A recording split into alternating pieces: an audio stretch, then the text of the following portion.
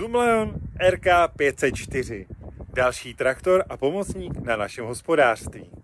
Traktor se vyrábí od roku 2019 do současnosti. Můžu říct, že koncepčně není zas tak v budoucnosti proti naší 56, na to, že je vyráběný teď, je to aktuální model. Motor je řadový čtyřválec, vodou chlazený, o objemu 3,2 litru s výkonem necelých 37 kW.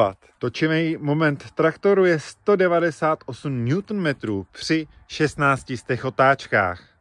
Traktor má hnanou přední nápravu a vývodovou hřídel lze přepínat na 1080 otáček. Traktor má 12 rychlostí vpřed a díky reverzování má i 12 rychlostí vzad. Traktor je velikostně i výkonově dost srovnatelný s 56, ale ku příkladu 56 může táhnout daleko větší váhu.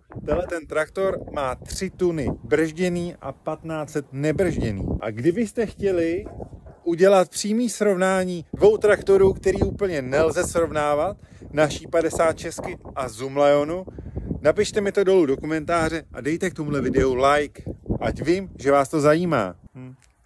Ale je to prostě Číňan, no.